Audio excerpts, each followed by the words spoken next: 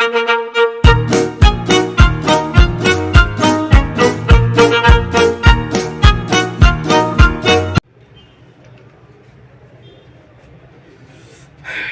الفل، حلقة جديدة من حلقات العشوائي، وجايين نتكلم على ماتش الإسماعيلي. مبروك علينا ال3 بونت.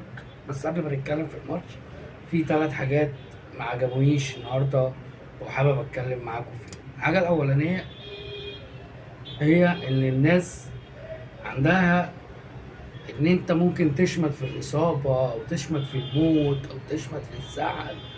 كل دوت ملوش دعوه بكره القدم. يعني احنا لو بنتكلم في كوره او بنهزر في كوره او بنضحك في كوره او عمرنا ما هنخش نتكلم في اصابه ولا نتكلم في آه، حاله وفاه، ولا هنهزر في اي حاجه من الحاجات دي.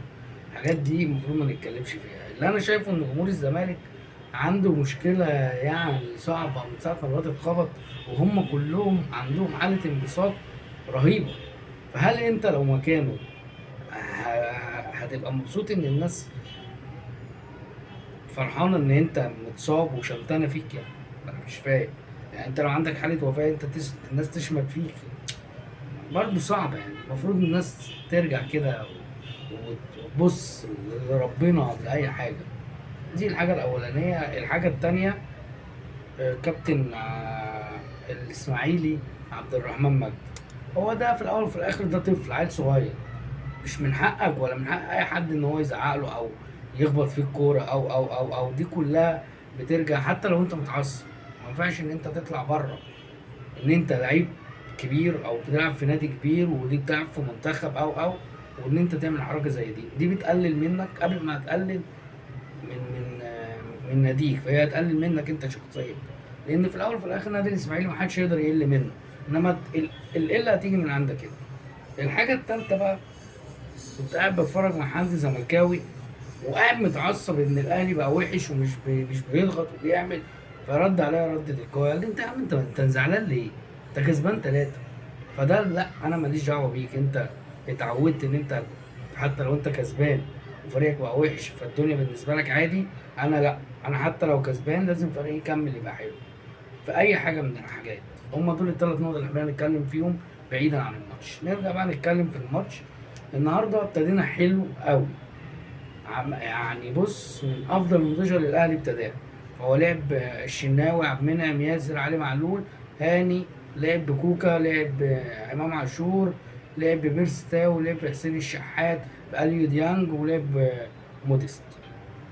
ابتدينا كويس، جبنا جول، ضاغطين على الاسماعيلي من التلت بتاعهم. ابتدى الاهلي يتراجع بعد اصابه امام. انا كنت منتظر من بابا الشغلانه كولر ان هو هيطلع امام مصاب، حتى لو هو خايف على نفسه او الاصابه قويه او فانا تلقائي يا اما هنزل قفشه يا اما هنزل مروان. لقيت حاجه ثالثه خالص، لعب بطاهر. ومن ساعه ما طاهر نزل والكيرف الاهلي بقى مايل كده. ليه؟ هو الخطه بتاعت كولر هي بتعتمد في الهجوم ان الاثنين ان كان امام او اليو ديانج الاثنين بيتقدموا، واحد بيلعب على الهاف ده وواحد بيلعب على الهاف ده. في الدفاع الاثنين بيرجعوا، يعني هتلاقي اليو ديانج بيغطي ورا هاني وامام عاشور بيغطي ورا معلول. فاصبح الاثنين بيقدروا يعملوا سد قدام خط دفاع النادي الاهلي. من بعد ما امام طلع، طاهر مش عارف هو بيلعب ايه. والله تحس كده ان هو نازل، هو مش عارف هو مكانه فين. هل انا بلعب صانع العاب؟ طب انا ما بعرفش العبها اصلا. هل انا بلعب جنب حسين الشحات؟ حسين الشحات بيلعب هنا. طب انا بلعب مكان بلعب مكان بيرستاو؟ طب ما بيرستاو بيلعب هنا. طب انا بلعب مهاجم؟ المفروض ستين بيلعب هنا. طب انا بلعب خط نص، المفروض ان انا ارجع؟ لا، ما برجعش. طب انا المفروض ان انا بقطع؟ لا، انا ما بقطعش. المفروض ان انا طب بعمل اي حاجه؟ لا، انا ما بعملش. هو ده كان دور، يعني دور طاهر طول الفتره اللي هو لعبها من ساعه ما امام تعب.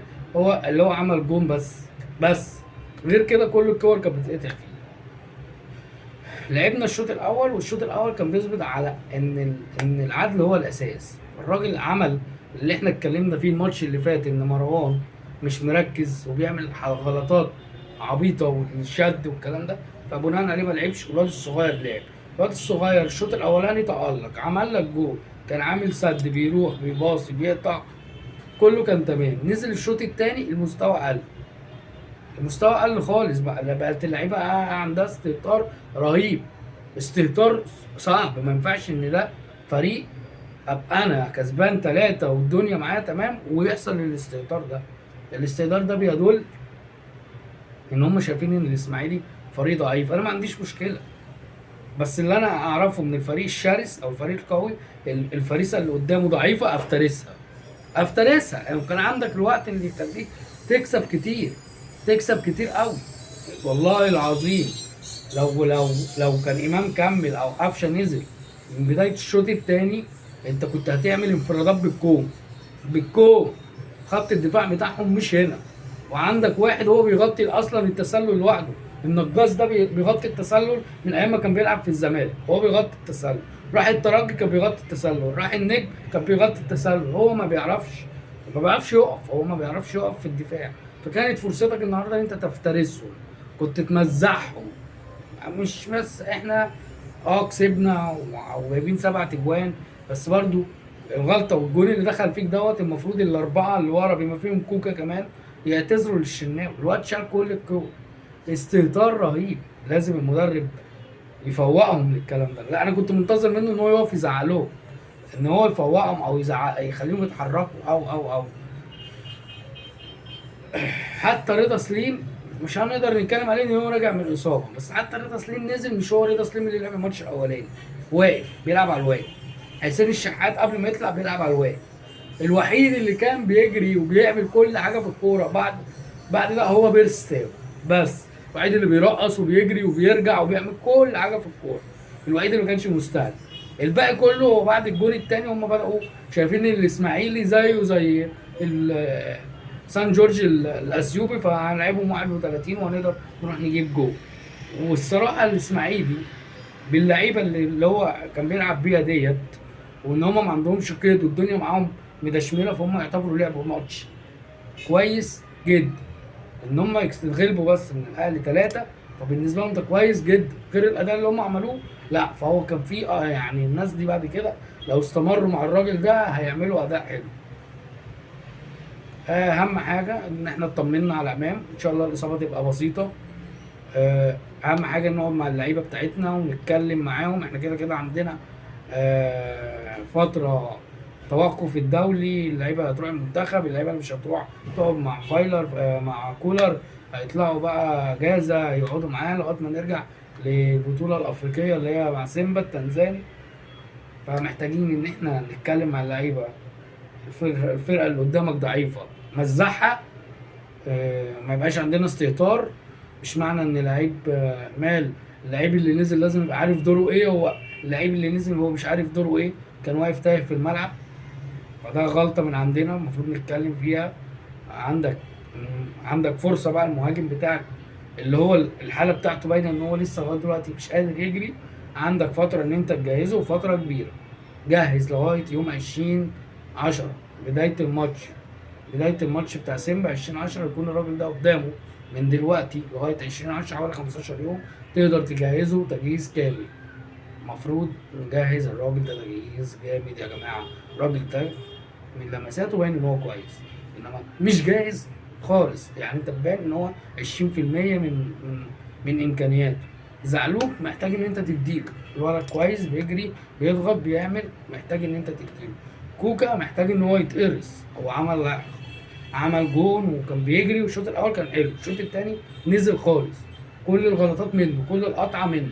محروج ان انت تقعد معاه وتفهمه. انا عارف ان المدرب بتاعنا كده كده عنده وبيراجع مع اللعيبه بعد الماتش الاخطاء، بس محتاج ان انت وانت بتعلمهم الاخطاء تقرصهم، ده ما يحصلش تاني، وده ما ينفعش تاني. احنا فريق قوي، احنا فريق التيم بتاعنا هو اقوى تيم في افريقيا، فلما اجي الاعب حد واحس ان انا اعلى منه بكتير اكسره. ده اللي انا اعرفه. يعني مانشستر سيتي لما كان بيلعب قدام اي فريق ويستحس ان هو كان ما بيبطلش، فدلوقتي هو لسه مغلوب من الارسنال من شويه، فمش عايزين نوصل للمرحله دي. لازم لما يبقى قدامك فرصه ان انت تكسب تداش، ما ترجعش نفسك تاني لورا. مبروك الفوز، الف سلامه يا امام عاشور. الف الف الف الف شكر لجمهور الاهلي اللي كان قوي وسند للفريق في كل حته بيروحها. وربنا معانا بقى، عندنا بطوله افريقيا وبعد كده كاس العالم، وبعد كده نرجع نلعب ماتشين في الدوري باقي، وبعد كده نخش بطوله افريقيا مع المنتخب. الف شكر.